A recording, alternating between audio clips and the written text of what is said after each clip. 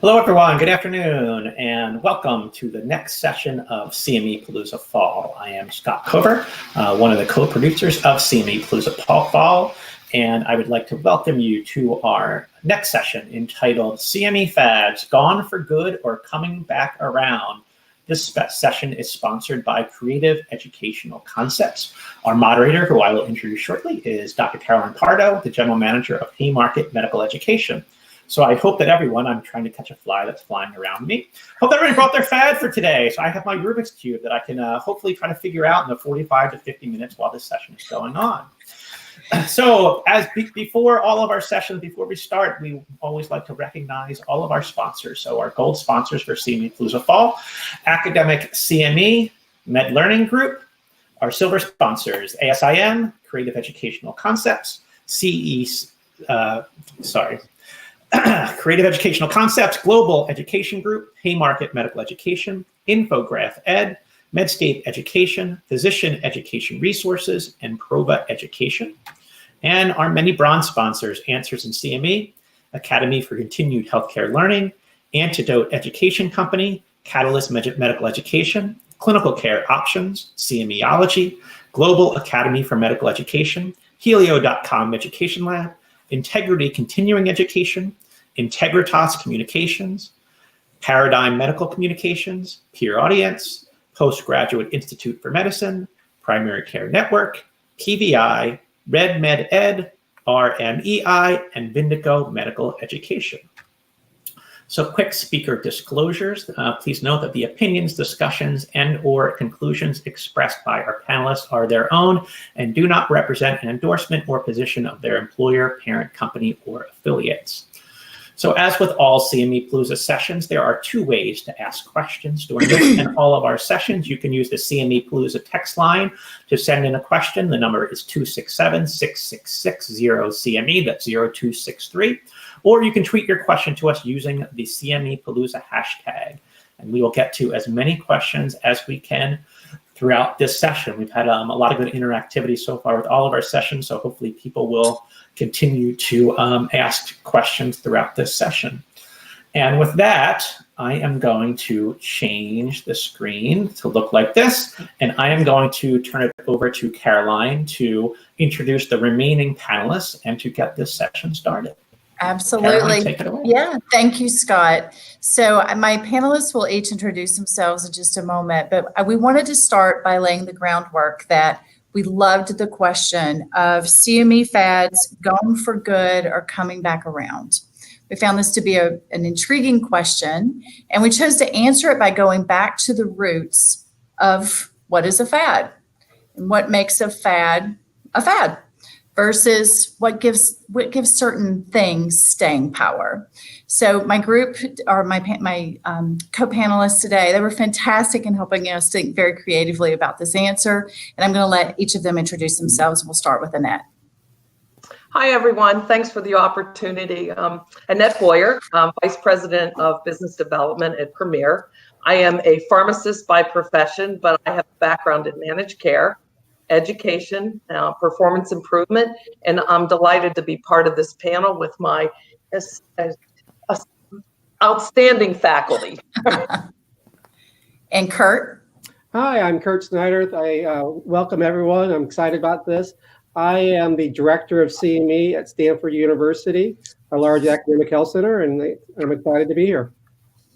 And Alison? Hi, I'm Alison Gardner. I'm the Vice President of Educational Strategy and Content at MedIQ. Annette and I are taking this trend thing very seriously as we showed up in our favorite animal print trend, and looking forward to a fun conversation. Great, thank you both. So as we move to our learning objectives for this session, they are focused on evolution and innovation. Thinking about the questions of what innovation brings forth a fad and how do fads evolve. CME has a relatively relatively long history. And we ask ourselves, what drives popularity of different formats or even staying power of those different formats? So to understand that, we are going to make sure that we situate that question back in time and context. We think that matters. So Annette is going to take us back in time to kick off our session to help us understand where we got here today.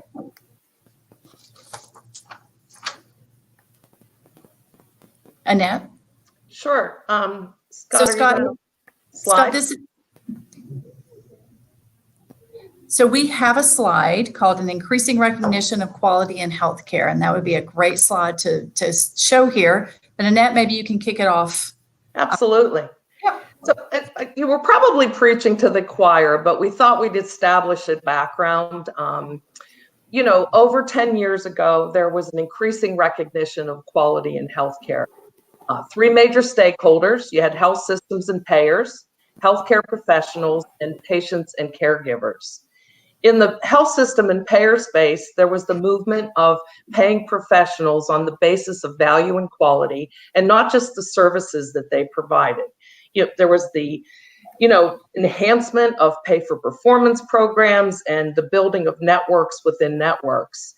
When we look at healthcare professionals, there was the recognition that there needed to be more focus on quality. Specialty societies weigh in, and there were a lot of investments in systems to improve upon quality, and not only quality, but also in tracking. And lastly, when we look at patients and caregivers, there's an increasing demand for transparency and also the hunger for new information and for education.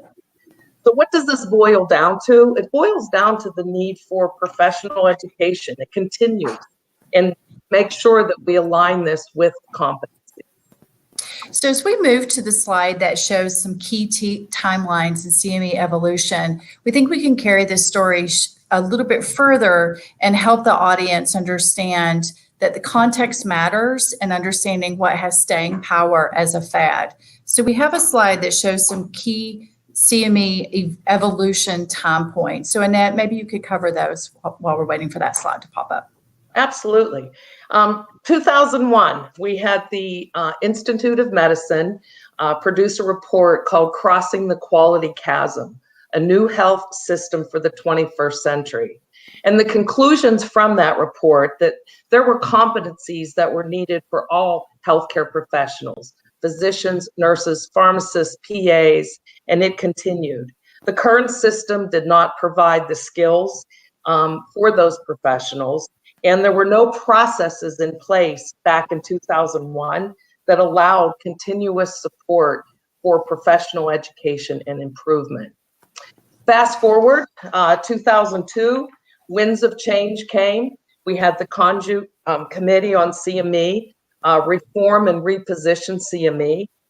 We had large associations and key decision makers make recommendations that it needed to align competencies with lifelong learning. You also needed to focus on patient care. And this led to the IOM's recognition and others that we needed to have active learning systems.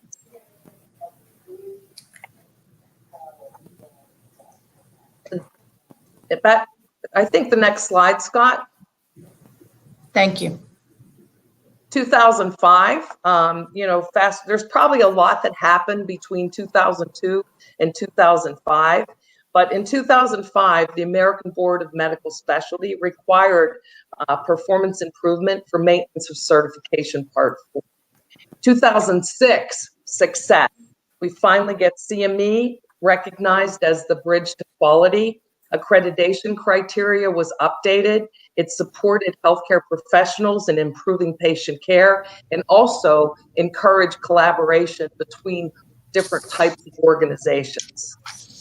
And so Kurt and Alison are going to show us a few points in the last 10 years. Certainly, as you alluded to, Annette, many things have happened in the evolution of CME, but these are some critical points where there was some innovation and change in the landscape that we need to pay attention to.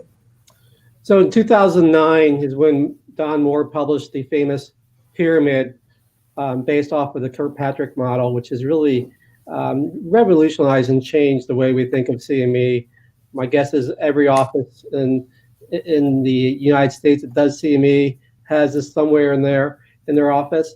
2017 is when the IPCE credit became recognized, noting that this really was a process that started around 2009. With 2010, the first two entities were recognized with joint accreditation. And since that time, many other institutions have been recognized, and that continues to grow to this day. Alison? And so the 2 points at the bottom of this slide represent mechanisms by which we are putting CME into the broader context of requirements that are placed on physicians in terms of maintaining their license and pursuing continuous performance improvement. So in 2017, the ACCME and ABIM rolled out a formal process by which CME could be applied to maintenance of certification points. And so essentially getting a twofer in certain respects when they take CME, both getting CME and MOC credits. And then similarly in 2018, CME was formally recognized as a clinical practice improvement activity, which is a component of the merit-based incentive payment system, which is the reimbursement system for seeing Medicare patients. So again, two processes by which we are able to put CME into the broader context of what physicians are required to do. So the team here helped lay the groundwork, certainly just putting out certain time stakes in the ground in this brief overview. But we did agree that context matters, and understanding what the needs are in healthcare, and particularly of the healthcare professionals who are seeking education, matters as we look at the staying power of certain formats and types of CME. So let's go back to our original question. We'll flip to the next slide. And our primary topic, what is a fad? And what does it have to do with CME?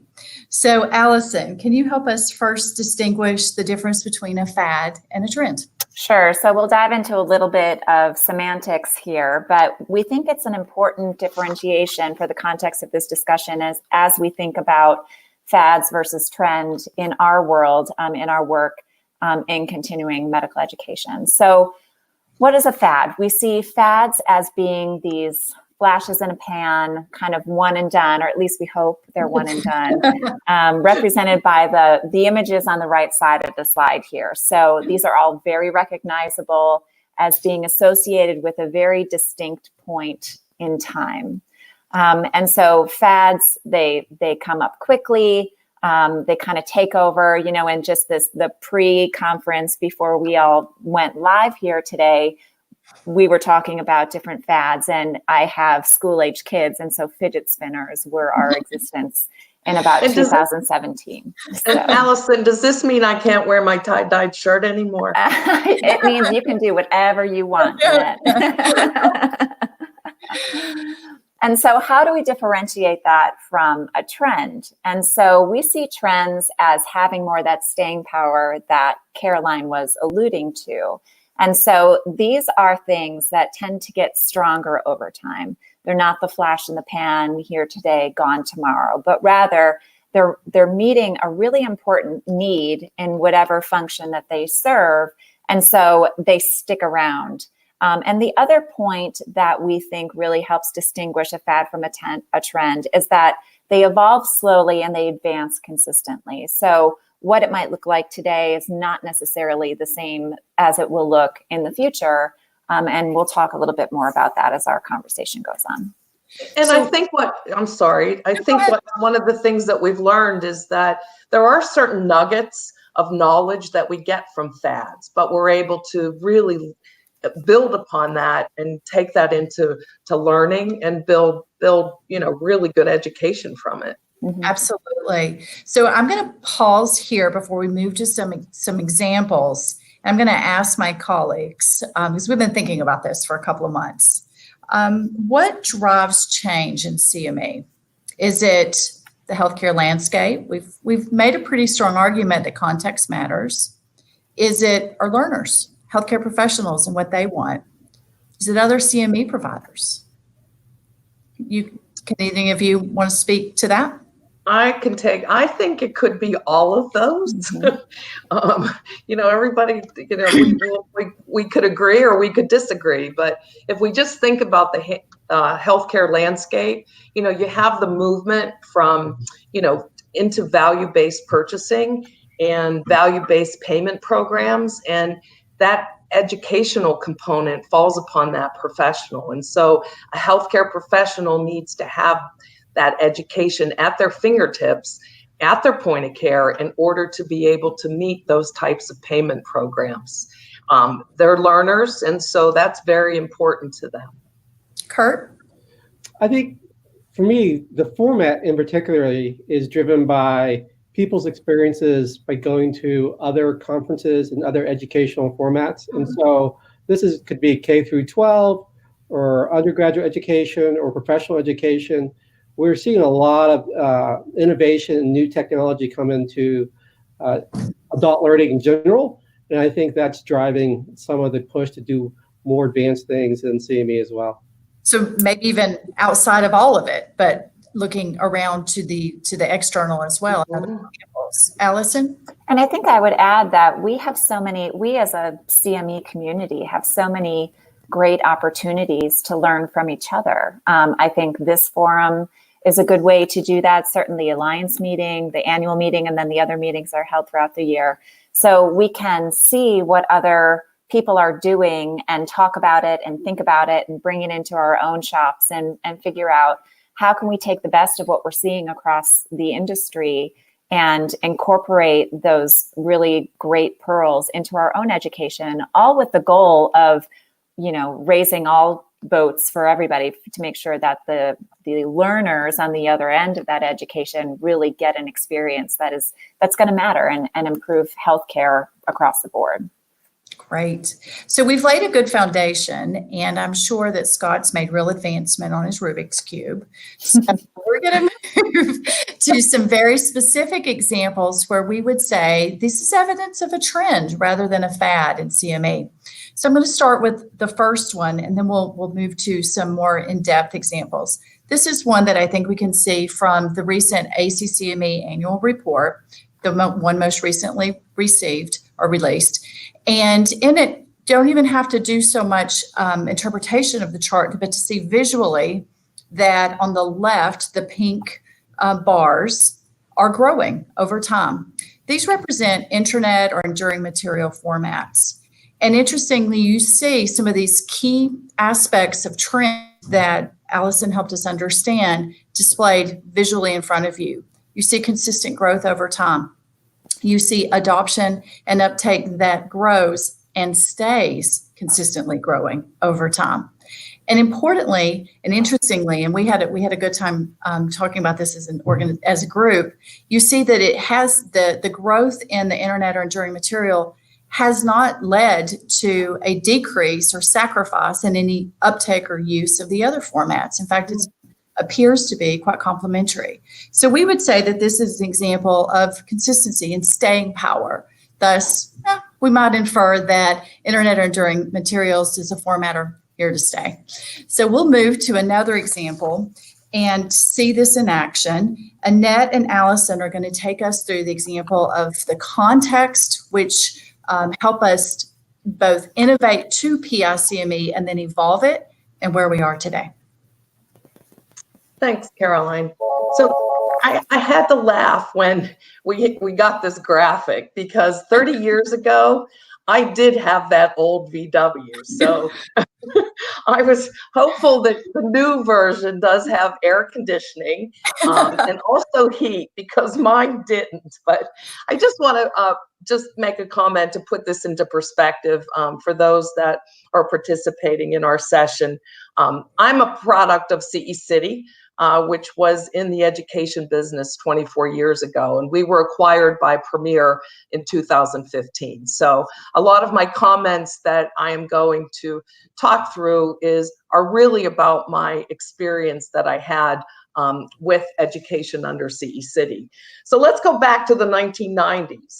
What we did is we had an opportunity to deliver accredited education to professionals, whether it was live or enduring, and for healthcare professionals obtain this educational credit to maintain their licensure.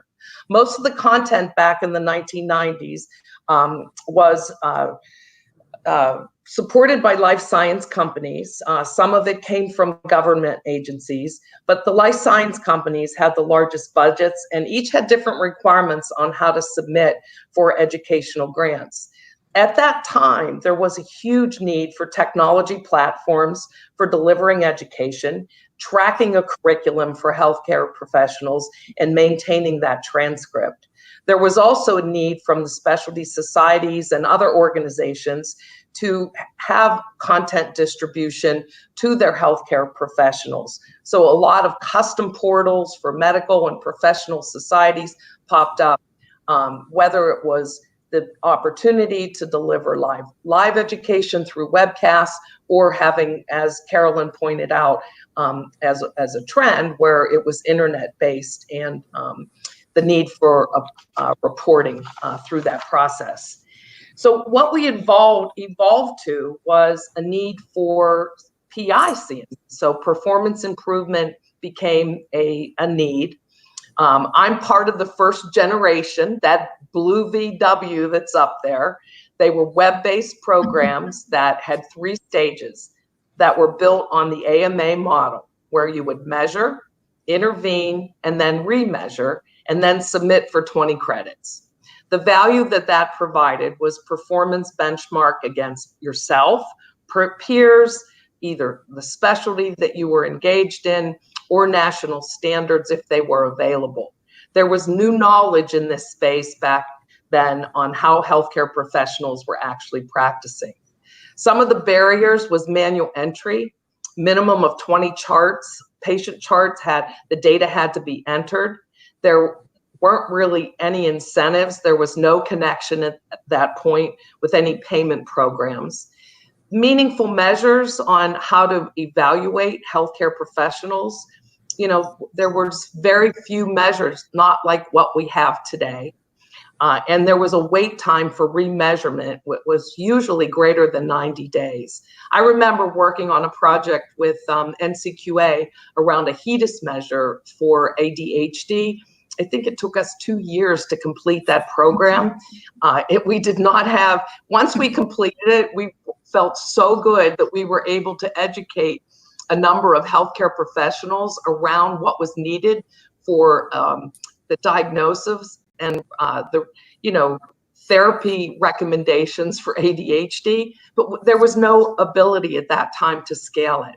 Programs were expensive, they were hard to implement, and outcomes were pretty dismal because healthcare professionals didn't want to do the manual chart entry, and they had a lot of dropouts at that point because they didn't want to wait for the 90 days.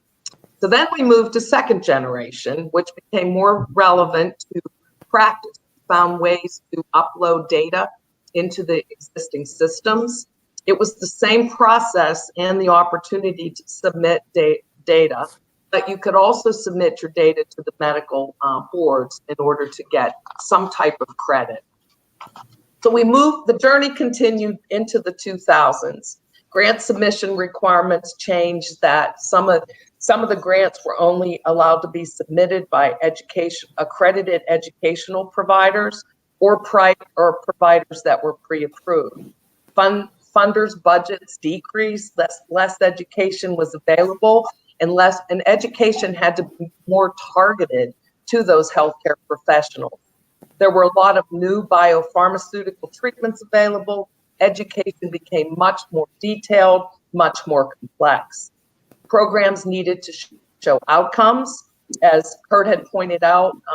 With the pyramid, there was not about participation any longer. It was really about measurement.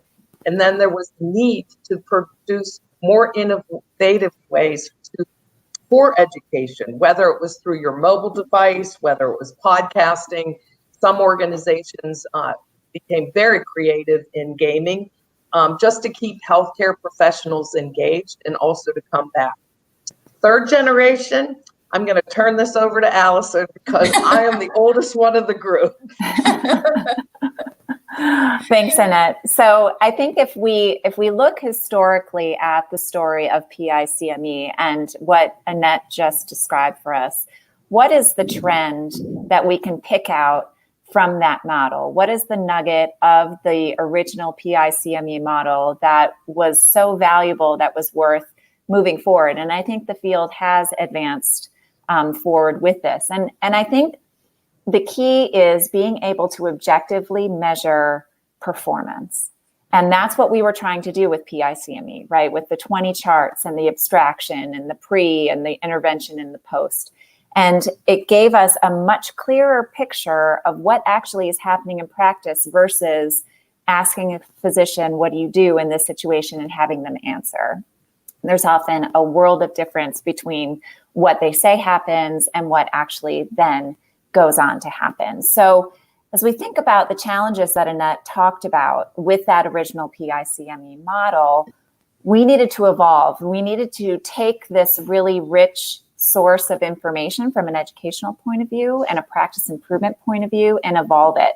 So it was really important to be able to reduce the administrative burden on our learners, not make them so responsible for abstracting those 20 charts at those two different time points. That took up a lot of time, and I think it translated into the utilization and the uptake that we got. It's important to provide ongoing feedback using more rapid cycle audit and feedback cycles so people can see continued evidence of their continued improvement. So that's a point of evolution that needed to happen. We needed to broaden the scope. And, Annette talked about the metric that she worked on with NCQA to be able to develop. There's a lot of process metrics that are really important to consider, to include. And also we need to broaden the scope because it's not just a physician providing care. There's a whole team of care involved in a variety of different situations that then translate into the patient's outcome. So it was important to be able to involve more people. And then finally, I think another point of evolution that was important to take on to be able to help this trend grow was to go local, to recognize that generalized types of education may not be appropriate in all cases. If there's a specific barrier in one system, it may not be the same in other systems. And it would be important to tailor the education so you can educate to the need that actually exists in a particular place to be able to improve outcomes.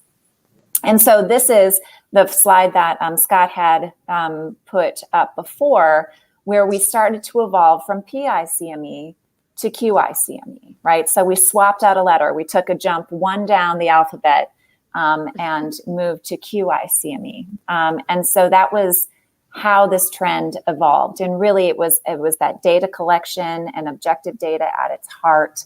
How can we now use this as the basis for really effective education?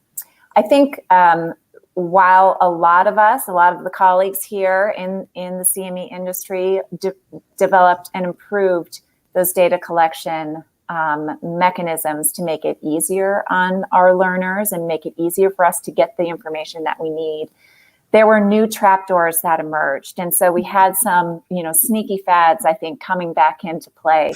And so we didn't have the benefit of an AMA-defined framework saying this is what QICME is. And so there were a lot of definitions about, well, this is QI, and this is QI, and this is QI, and they were all very, very different.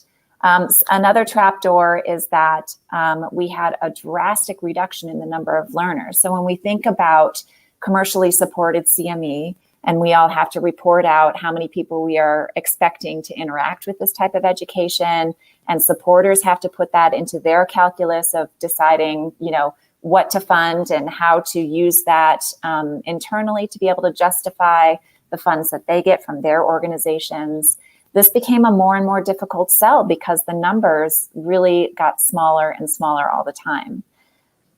Another trapdoor is along the paradigm of when you have a hammer, everything looks like a nail, right? So when you are looking to educate, education looks like it should be the solution to everything. But there are a lot of challenges that you can uncover doing QI work that don't necessarily need education as its solution. And I think that kind of made it more complicated in terms of executing these projects and demonstrating success.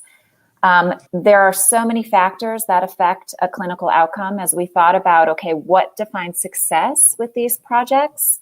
If we wanted to say that this project would result in less morbidity from disease, or from patients having less adverse events, or things like that, there is a million different factors that go into that are so outside of the scope of what a physician knows or doesn't know. So I think that we had some challenges in defining success for these projects. And so some projects had pretty lackluster results, not for lack of trying, not for lack of good design and what we were actually setting out to do, but healthcare is complex, and people are complex, and relationships are complex, and systems are complex. So we just had a lot of challenges that I think were really hampering our ability to be able to do this work as much as we would have liked.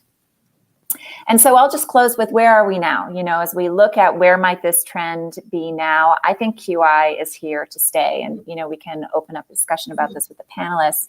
That trend that I talked about at the start of being able to use objective data, I find is so powerful. It's so powerful as a catalyst to education, getting people bought in. So I don't think it's going anywhere. I think it's only going to grow. So maybe not like the fidget spinner, but maybe more like some of those lasting trends over time. I think that will definitely stick around, and it'll keep growing and changing. So perhaps, Alison, I would go agree ahead. with that. One of the things that, one of the programs that we had some success with was where we would project an educational snippet to a healthcare professional, present a question to them for them. They would respond to that question. We had the ability to connect to a health system database, and we were able to show that healthcare professional how they were actually practicing. So here was what we called the teachable moment. They thought they were doing one thing, and yet they're doing another. So I totally agree with you that it is here to stay. It is not a fad. We've learned so much over the years, and it is a trend that is going to continue. Has to be targeted, has to be more practice-based in the learning environment. So you two, thank you. You gave such a great example of the evolution of one idea and how the context of healthcare and learners' needs drove innovation and then evolution of that to morph into what we have today, which we would say we're really taking advantage of the real value of the education and have really honed in on how we can do that better. And I think Kurt has another example of that staying power of a format type. Potentially it's a little earlier in the curve, so he's going to talk through that. Before we move to that, I want to tie a couple of points that you made to what Kurt will be speaking about, and that's actually on the next slide, Scott. And that is this other points of evolution.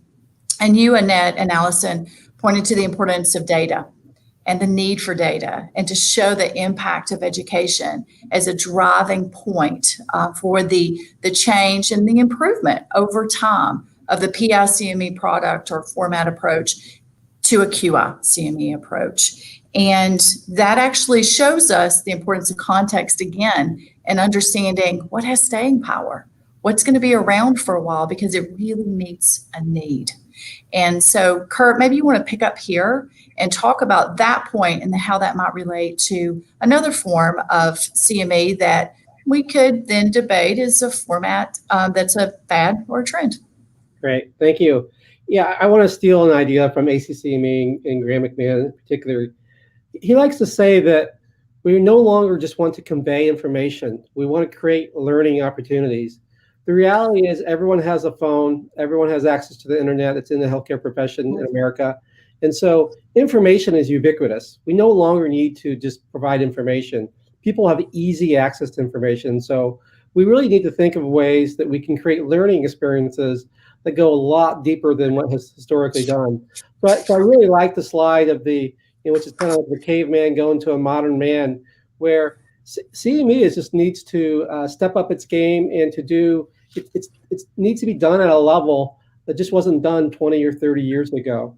And so today I want to talk a little bit about podcasting. I think it's a good example of something that has come around. It was a fad and then has kind of come back around. And so the next three charts, I just want to kind of talk a little about podcasting in general and some of the percentiles here. So this first slide here talks about the percentage of people in America who are familiar with the concept of podcasting. So if you go back 10 years ago, you would see that only 37% of people were even familiar with the term podcast, and now it's up to 70%, which is 197 million. 10 years or so ago, I remember working with my former associate director, and he wanted to do some podcasts. And we spent months just trying to figure out the technology that we would have to use, only just kind of get it off the ground and realize we didn't really have a process to market it. And so it used to be so much harder to do podcasting. And what was also interesting at the time, it was somewhat of a niche to even do it. So Scott, next slide, please. So this slide here talks about podcasting based on the population of who actually has listened to a podcast. So from this slide, you'll see that actually, going back 10 years ago, only 18% of people had ever listened to a podcast. Now it's up to 51%, or 144 million Americans. So it's becoming more and more mainstream to listen to podcasts. And finally, Scott, one more slide. And finally, this is the monthly podcast listening. This is really, to me, pretty amazing here. So this is up to 32% of people listen to a podcast on a monthly basis. That's 90 million people. So that's an amazing number of people that are listening to podcasts. And so this is clearly an example where something started out small and it keeps trending upwards. Now you might ask why? What's happening here? And so I want to just go through some of these points of why podcasting is picking up, and it's something that you might want to consider if you're a CME provider. One, as I mentioned earlier, it's easier to create. The technology is just easier than it was several years ago. By the way, you can see I'm in a hotel room. One of my colleagues is at home. Another colleague is at a conference. Another colleague's at work. And I think Scott's working at home. The things you can do with technology today is simply a lot different and easier than it was a few years ago. Same thing with marketing. Social media and podcasting isn't exactly the same thing, but they are connected in the sense of how you can market things. And so it's so much easier to market your activities if you have access to Twitter and those kind of things. Other important points is it's simply easier to consume. Literally everyone now has a smartphone, which, by the way, makes it much easier to do on the go. It's hard to imagine now that you can't listen to things in your car from your phone. But gosh, 10 years ago, it actually was somewhat of a pain in the butt to listen to a podcast in your car. And so it makes it easier if you're on the go, exercising or whatever. Listening to a podcast is super, super easier. Another point, and I think this is just a trend that's going on with everyone, we tend to always be constantly busy. We always want to be doing something. So this may be for the worse, but if you're exercising, or if you're on the train, or if you're driving, or you're on a plane, you want to be doing something. And so podcasting is a way to kind of keep yourself busy. It's also easier to monetize. So again, because of the various platforms out there, you can actually now relatively easy have subscribers that actually have to pay money for all your content, or perhaps a advanced level of content. It's easier to add ads. And so it's easier to monetize whatever you're doing. The quality of podcasting is just getting better and better as well. And so now you'll start seeing stars and big time players getting into the podcasting space. So that's, by the way, that's one little caveat, is although the technology is easier today, the expectation of the quality of the podcast has gone up as well. So you have to be mindful of that as well, that even though it's easier to do, it's also the expectations of the quality of the podcast itself is easier. I also think the demographics are changing. It's becoming more mainstream. I think people are becoming more comfortable with the technology. I think as younger generations get older and older, they will adopt this technology more and more. My son, who's in high school, he listens to podcasts all the time. And so again, I think it's also just somewhat of a generational shift that makes it easier and easier to do. If you Google medical podcast, you'll find hundreds of them out there. So there are a ton of them to do. And again, I get requests on a fairly regular basis. What are we doing in the space? What do we want to do? And it's just an amazing technology that kind of keeps going and going. And I think it's here to stay. And I think the numbers we showed earlier indicate that it is here to stay. And so again, if you think of it as something that your shop wants to do, you can you should start investing into it. You can also sometimes make these into enduring materials, and these can endure for a while. You can convert live webinars into a podcast. So there's amazing things you can do from a CME perspective, from a podcast perspective. Thank you, Kurt. You're welcome. So at the time, go ahead. Yeah, Yep. so Kurt, we have a question that kind of came in here about podcasting, and before I ask the question, I just want to let people know that CME Palooza sessions actually are available as podcasts as well. So within a couple days, Derek will make all of these sessions podcasts so people can listen in their car. But I guess the question is, so what has been your experience with accrediting podcasts, and are commercial supporters willing to fund podcasts? So if you know my backstory, I also previously worked at a different institution. I have more podcasting experience with that institution. And so we did accredit some podcasts. To my experience has been that one of the detriments to podcasting is the ongoing nature of it makes it somewhat tedious to do the accreditation of that. And so I'm finding, especially at Stanford, that we have doctors that are doing podcasting without the CME just because they don't want to burden themselves with the CME. And so I want you to know my personal view is that as long as we're providing great education that's improving patient care, whether we actually award CME or not is still something that I want to support. I will also say from a commercial supporting perspective, I can say that I am aware of entities like Medscape, those entities like that have multiple podcasts out there. The hard part about funding from podcasting is, generally speaking, for commercial support, they want to see an audience. And so this is something a lot easier once you get an audience size. And so the reality is I do think there's some funding out there for a podcast. And I think if you start small and then can convert and grow an audience, then I think commercial support would follow. Thank you. That was a good question. So I have a question in summary for the panel, and thank you all. You provided some great insight on the difference between a fad and a trend, and I don't think anybody who's listening is going to walk away and not think about the difference between those two words. We're in the industry, in our CME community, of doers and leaders and creative folks. The fact that we're in an online meeting today called CME Palooza would tell you there are some creative folks in our industry. So to remain true to our theme, I'm going to ask you one final question, and this goes to the last slide that we have, Scott, and that is, we don't want to be followers. We want to be trend spotters. So in CME, how would each of you say, what does the future hold, and how can I be a trend spotter so I know that I'm contributing to something evolving and innovative and growing with some staying power? Carolyn, I'll take the first crack at this. I think technology will continue to be a vehicle for change, and as Kurt had pointed out, I mean, the growth in the podcast area. Tremendous growth, the growth that we've had in the internet.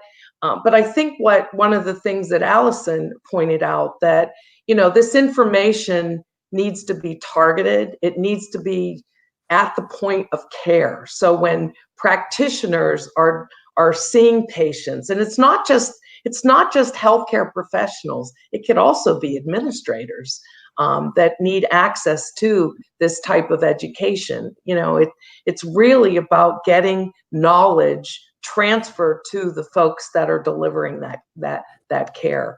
I think part of the challenge that we have is, how do you get that information at that point of care. Integrations with EHRs, as we have learned, is not the easiest thing to do. There's so many different EHRs, and one EHR is one EHR. So even though it might be the same brand, it still might have different tweaks to it. So that is a challenge. One of the other things that I feel is really important is because of the rise in consumerism and the change in healthcare benefits, and we have a much more educated, and I'll put myself in this group, senior population that needs to have access to that type of education. And where do we get it? I mean, we don't always get it from the healthcare professional, because, a little tidbit that I ran across recently is that in order for a primary care physician to remain what they consider highly relevant, they have to read over 200 articles a day. So how do you condense that information that at the point of service or at the point of care with that patient, that they're able to really make, joint decision making processes? Alison? Thank you, Annette. Yeah, I think that as we think about what can help us be trend spotters and continue to advance this field, because I think Annette made the point really well just now that we have a really important job, right? This industry has a very important function to make sure that our providers and other healthcare practitioners can digest that volume of information. I mean, that's staggering, 200 papers a day. Sometimes I'm very thankful that I didn't choose that path for myself. So we have an important job to do. And I think as we think about how can we continually make our education better, more relevant, easier to consume, we don't ever have to look at any of these existing fads or trends really as monolithic that can't be picked apart. I think it's incumbent on us to take pieces from different ideas that work and move them forward in new ways. So I think it's important not to look at things just on face value, but to lift the hood a little bit and dig in and say, okay, what piece is really strong? What could we take in advance, and not have to feel like we've got to, bring the whole mountain with us. So we can innovate with those parts that are most useful. And Absolutely. That's a great point. Kurt? So somewhat connected to the QI is, I think that the trend will continue to move to what I would call individualized learning, trying to provide learning that's customized and individualized to an actual learner, which actually goes to the first point, which was people don't have the time to read 200 articles. And so I need the learning that's just specific for me as an individual. And of course, that's sometimes difficult to do. So you have to have better assessments. This sometimes can come through better data and adaptive learning, those kind of tools. I will also say that we are at an incredible time when it comes to CME providers.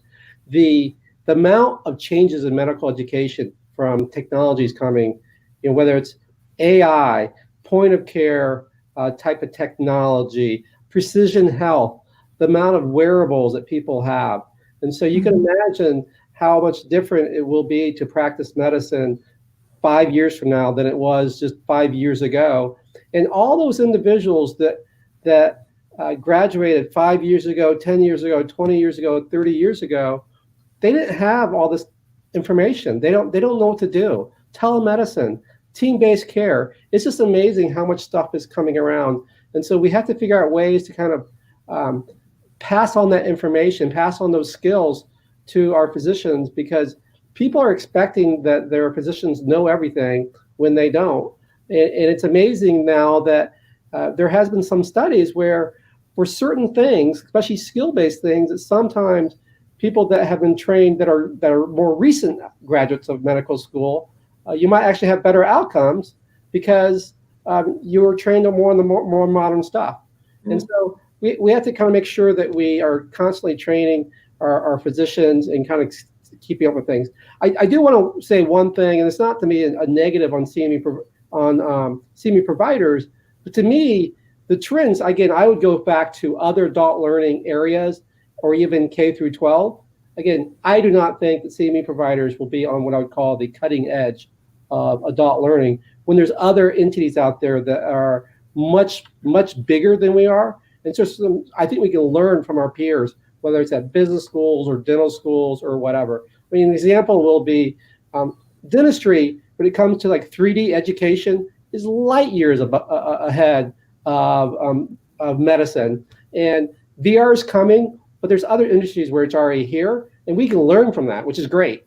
And so one of my favorite things to do once in a while is actually go to a K through 12 technology conference. It's amazing what's going on in third grade. And again, at Academic Health Center, we have grand rounds, we have live conferences, and I can say sometimes that the technology my kids use in third grade is pretty darn fancy. And so we can learn from these other professions. And by the way, as individuals graduate from high school, they go on to college, of course, and go on to medical school and residency, they expect it. So they expect to be able to consume their stuff electronically. This webinar itself is a great example of using technology. Again, VR is coming. And so I think we need to be able to move along with that. And again, going back to individualized plans, the last thing I'll say is that the day of having super large conferences, those days are going away. Not that completely, but QI is where it's at. Individualized training, small QI projects is where the future is. There you go, Scott. So we have a couple of questions that came in, and I'm going to try to summarize them kind of all into one, because a lot of the questions came in around podcasting, but I'm going to broaden it to other technologies as well, and this kind of feeds into what you were just talking about, Kurt. So how do we, as CME providers, avoid kind of just jumping into the next shiny technological object and just use it without kind of understanding how to use it correctly as a learning tool, and not simply this is kind of a new tool for entertainment that we think you as a learner are going to find fun, but is not going to actually impact the way that you care for your patients. So in our preparation for this hour, Kurt and I and team actually discussed the shiny object syndrome. You want to address that? Yeah, to me, I think one of the lessons learned is start small. Don't go too far. Don't invest a ton of money on something new, because again, I think it happened in a lot of these other industries where, especially with PIC, CME, we tried to do so much with it, only to be like, oh, that was it. That was all we got. And same thing with podcasting. So start small. That's the biggest thing I'll have to say. The other part of it, going back to what I just said, is you can learn from the lessons learned from these other entities. You don't have to be the first one doing something when it comes to podcasting or doing something from someone else. And so I would say that unless you're just loaded with money, I would say you do not want to be the first one doing something. Try to learn from other entities. And even if you are the first one, start small. I think that's the key. Yeah, Kurt, I would totally agree on that. I think that, the start small, do a proof of concept, take it to the next level. And then if the proof of concept works in the next level, then you have the ability to scale it broadly. And I will go ahead, Alison. Oh, and one thing that I was going to add is I think it's so important to stay curious and always be thinking about what are we trying to achieve, and not just blindly picking something up and being like, well, we're podcasting now, but think about why and who and how and what, and always be curious and asking those questions, because when you get to the end of something and you're looking back and reflecting, if you planned things carefully and rationally, and then you can look at the output, what you get, I think you're in a better position for version 2.0 and version 3.0. So it's not just blind adaptation of the new shiny thing. So Scott, go ahead. No, that's great. I think one of the pieces there is to truly understand what are the needs of the audience that you're targeting. Mm-hmm. I mean, that's really important. What is that audience mix, and why is that educational component important to them? It's not just don't pick it up and do something with it. Understand the why. and Exactly. how to deliver it. Mm-hmm. So that was actually going to be my summary point, take us back to the beginning. And that's how we discussed the difference can be determined between a fad and a trend. And that is a trend, something with staying power, is based on need. And I think that aptly summarizes the response of the group. Well All right. Well, great, everyone. Thank you all so much. So for those folks who are watching this session either live or the recorded version, there's a short survey at the top of the live tab on the CME Palooza website that we encourage everyone to complete to get a sense of who's watching and how we can do things better in the future. For those of you who are watching this live, our next session here will start in 5 minutes. It is the debut of Jake Powers' CME Detective. It will either be the best or the worst session in CME Palooza history. There is no in between. So I certainly encourage folks to kind of tune in to see what that's going to be all about. And so with that, I would like to thank all of our panelists, Caroline and Annette and Kurt and Allison, for joining us today. And we will see everyone soon. Thank you. Thank you, everyone.